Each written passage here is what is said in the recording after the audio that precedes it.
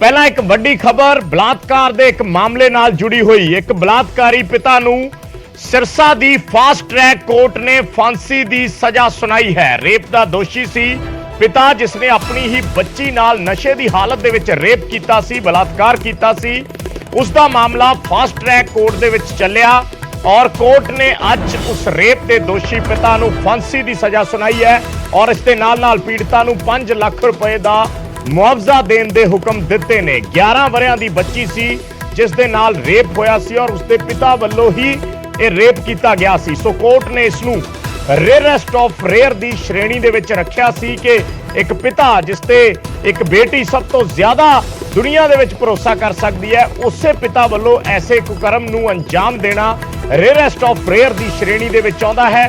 2020 का यह मामला सी और 2 सालों के अंदर फास्ट ट्रैक कोर्ट वालों उस रेप के दोषी पिता नूं फांसी दी सजा सुना दी गई। नशे की हालत दे विच इस व्यक्ति वालों इस बच्ची दे नाल रेप किया गया सी, 11 वरियां दी बच्ची दे नाल, और सिरसा दी फास्ट ट्रैक कोर्ट ने उसदे विच जल्दी फैसला सुनाते हुए 2 सालों के विच फांसी की सजा सुना दी गई। आदमी है, उसके 3 बच्चे थे और ये जो बच्ची थी जिसके साथ रेप की घटना हुई है वो बीच वाली थी।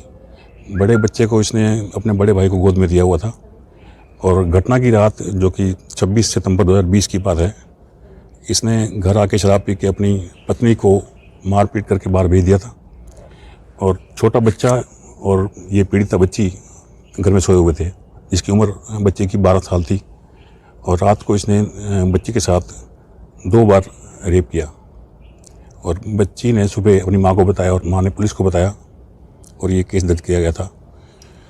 माननीय अदालत ने हमारी एविडेंस को मानते हुए इसको आज मृत्युदंड की सजा सुनाई है। नकुल जसूजा साढ़े सहयोगी जुड़े ने सिरसा तो हो जानकारी दे लई। नकुल, बड़ी जाहिर जी गल है कि इहो जे केस जिहड़े ने एक एग्जाम्पल सैट करते हैं जो फास्ट ट्रैक कोर्ट दे विच फैसला आउंदा है। की तकरीरां रहियां और कोर्ट ने अपने फैसले च की कुछ टिप्पणियां कीतियां ने?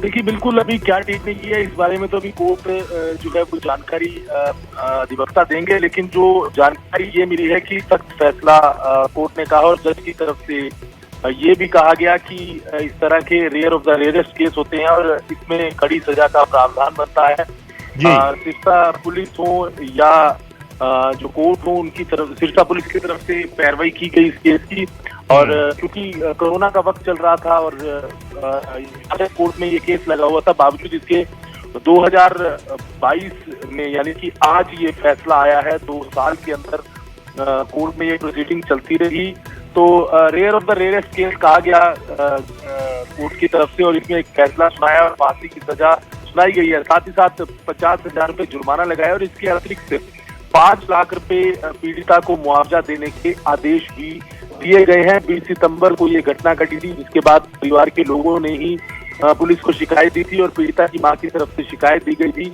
उस दौरान पुलिस ने दुष्कर्म और पोस्को एक्ट के तहत मामला दर्ज किया था और फास्ट ट्रैक कोर्ट में ये फैसला आया और जो अधिवक्ता है उनकी तरफ से जानकारी ये दी गई है कि कोर्ट ने जो फैसला सुनाया ये एक एग्जाम्पल सेट करता है। इस तरह की घटना की गई है एक पिता की तरफ से, नशे में इस तरह का जो कार्य किया, गलत काम किया गया है, उस पर एक एग्जाम्पल सेट करता है कि कोर्ट ने अब फांसी की सजा सुनाई है। फिलहाल आरोपी को जेल भेज दिया है। जी तो नकुल, ये शख्स जिस वालों इस नहीं सी ਤਾਂ उस बच्ची ने अगले दिन अपनी मां ਨੂੰ इस बाबत जानकारी दी तो मां ने तुरंत पुलिस दे विच शिकायत दर्ज करवाई और महज 2 सालों के विच अदालत ने फैसला सुनाते हुए फांसी की सजा दे दी क्योंकि अदालत वालों इस केस नूं रेयरेस्ट ऑफ रेयर दी श्रेणी दे विच रखा गया सी। यानी जिहड़े खतरनाक अपराध हुंदे ने, जिहड़े वखरे अपराध हुंदे ने, चाहे मर्डर किसी का बहुत ही वैश्याना तरीके नाल कीता गया होवे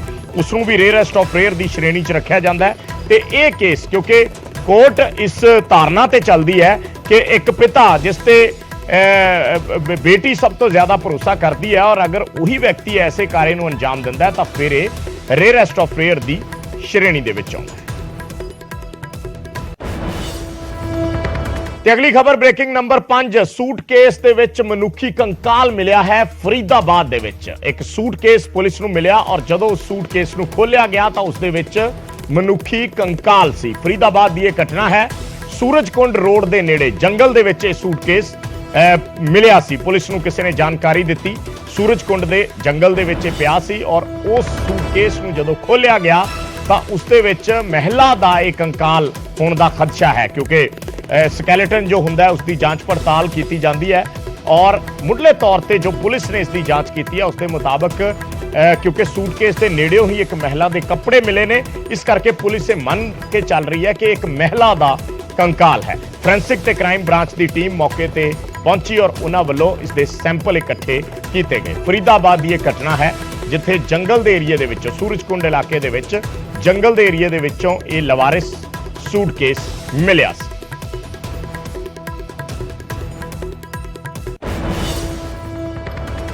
ਤੇ ਗੱਲ ਕਰਦੇ ਹਾਂ 올ਡ ਪੈਨਸ਼ਨ ਸਕੀਮ ਯਾਨੀ ਪੁਰਾਣੀ ਪੈਨਸ਼ਨ ਸਕੀਮ ਦੀ ਔਰ ਪੁਰਾਣੀ ਪੈਨਸ਼ਨ ਸਕੀਮ ਦਾ ਨੋਟੀਫਿਕੇਸ਼ਨ ਜਾਰੀ ਹੋਣ ਤੋਂ ਪਹਿਲਾਂ ਹੀ ਇਸ ਦਾ ਵਿਰੋਧ ਹੋਣ ਲੱਗਿਆ ਹੈ। ਓਪੀਐਸ ਦੇ ਮੁੱਦੇ ਤੇ ਪੰਜਾਬ ਸਿਵਲ ਸਕੱਤਰੇਤ ਦੇ ਮੁਲਾਜ਼ਮਾਂ ਵੱਲੋਂ ਅੱਜ ਪ੍ਰਦਰਸ਼ਨ ਕੀਤਾ ਗਿਆ ਔਰ ਉਹਨਾਂ ਸਰਕਾਰ ਦੇ ਨੋਟੀਫਿਕੇਸ਼ਨ ਨੂੰ ਕੂੜਾ ਦੱਸਿਆ।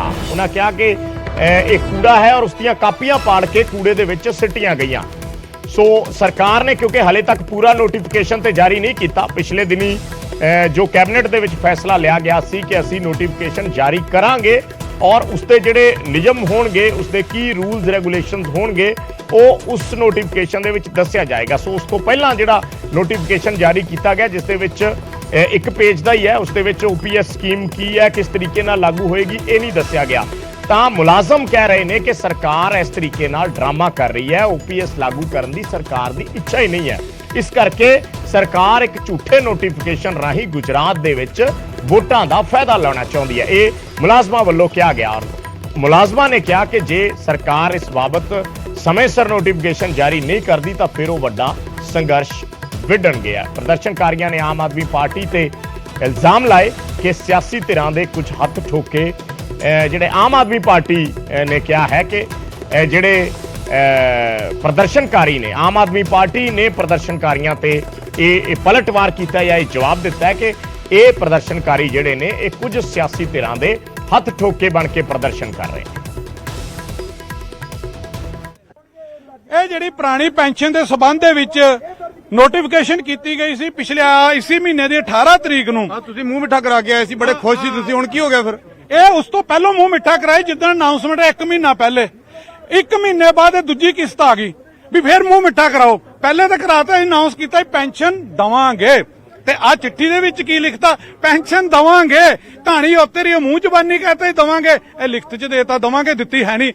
ਦੂਜੇ ਪੈਰੇ ਦੇ ਵਿੱਚ ਇਹਨਾਂ ਨੇ ਕੀ ਲਿਖਤਾ? ਕਹਿੰਦੇ detailed scheme and standard operating procedure ਜਿਹੜਾ ਉਹ ਬਾਅਦ ਦੇ ਵਿੱਚ ਦੱਸਿਆ ਜਾਏਗਾ, ਉਹਨੂੰ ਜਿਹੜਾ ਹੈਗਾ ਬਾਅਦ ਚੋਂ ਰਿਲੀਜ਼ ਕੀਤਾ। ਜਦੋਂ ਆਊਗਾ ਪੈਨਸ਼ਨ ਤਾਂ ਫੇਰ ਮਿਲੂਗੀ ਨਾ। ਅਜੇ ਕੀ ਪਤਾ ਕਿ ਇਹਨਾਂ ਨੇ ਕੋਈ ਨਵੀਂ ਪਾਲਿਸੀ ਲਿਆ ਕੇ, ਥਰਡ ਪਾਲਿਸੀ ਲਿਆ ਕੇ ਜੇ ਵਿਧਾਨ ਸਭਾ ਜਾਣਾ, ਗਵਰਨਰ ਕੋਲ ਜਾਣਾ, ਅਜੇ ਤਾਂ ਪਤਾ ਹੀ ਕੁਛ। ਮਾਨ ਸਾਹਿਬ ਦੀ ਸਰਕਾਰ ਨੇ ਇੱਕ ਇਤਿਹਾਸਿਕ ਫੈਸਲਾ ਲੈਂਦੇ ਹੋਏ ਔਰ ਉਹ ਵੀ ਸਰਕਾਰ ਬਣਨ ਤੋਂ ਪਹਿਲੇ 6 ਮਹੀਨਿਆਂ ਦੇ ਅੰਦਰ ਨੋਟੀਫਿਕੇਸ਼ਨ ਜਾਰੀ ਕਰਤਾ। ਅਦਰਵਾਈਜ਼ ਤੇ ਪਿਛਲੇ 18 ਸਾਲਾਂ 'ਚ ਨੋਟੀਫਿਕੇਸ਼ਨ ਤੋਂ ਛੱਡੋ, ਕਿਸੇ ਨੇ ਚਰਚਾ ਵੀ ਨਹੀਂ ਕੀਤੀ ਕਿ 올ਡ ਪੈਨਸ਼ਨ ਸਕੀਮ ਜਿਹੜੀ ਹੈ ਬਹਾਲ ਹੋਣੀ ਚਾਹੀਦੀ ਹੈ। ਤੇ ਇਸ ਕਰਕੇ ਜਿਹੜੇ ਲੋਕ ਹੁਣ 올ਡ ਪੈਨਸ਼ਨ ਸਕੀਮ ਦੇ ਨੋਟੀਫਿਕੇਸ਼ਨ ਤੇ ਸਵਾਲ ਖੜੇ ਕਰ ਰਹੇ ਆ, ਸਾਨੂੰ ਲੱਗਦਾ ਹੈ ਵੀ ਆਮ ਕਰਮਚਾਰੀ ਨੂੰ ਤੇ ਕੋਈ ਪ੍ਰੋਬਲਮ ਨਹੀਂ ਹੈ, ਲੇਕਿਨ ਜਿਹੜੇ ਲੋਕ ਸਿਰਫ ਤੇ ਸਿਰਫ ਰਾਜਨੀਤੀ ਕਰਦੇ ਆ ਜਾਂ ਰਾਜਨੀਤਿਕ ਲੋਕਾਂ ਦੇ ਹੱਥ ਠੋਕੇ ਆ, ਉਹਨਾਂ ਨੂੰ ਲੱਗ ਰਿਹਾ ਹੈ ਵੀ ਜੇ 올ਡ ਪੈਨਸ਼ਨ ਸਕੀਮ ਵੀ ਲਾਗੂ ਹੋ ਗਈ ਤੇ ਤੁਹਾਡੇ ਕੋਲ ਤੇ ਮੁੱਦਾ ਹੀ ਕੋਈ ਨਹੀਂ ਬਚਣਾ। ਇਸ ਕਰਕੇ ਇਹਨੂੰ ਇਸ ਤਰੀਕੇ ਨਾਲ ਵਿਰੋਧ ਕਰਵਾਇਆ ਜਾ ਰਿਹਾ ਹੈ। ਇਹ ਆਮ ਕਰਮਚਾਰੀ ਵਿਰੋਧ ਨਹੀਂ ਕਰ ਰਿਹਾ। ਦੂਜੀ ਗੱਲ, ਜੇ ਮਾਨ ਸਾਹਿਬ ਨੇ ਇਲੈਕਸ਼ਨ 'ਚ ਧਿਆਨ 'ਚ ਰੱਖ ਕੇ ਫੈਸਲੇ ਲੈਣੇ ਹੁੰਦੇ ਤੇ ਇਲੈਕਸ਼ਨ ਤੇ ਪੰਜਾਬ 'ਚ 2027 'ਚ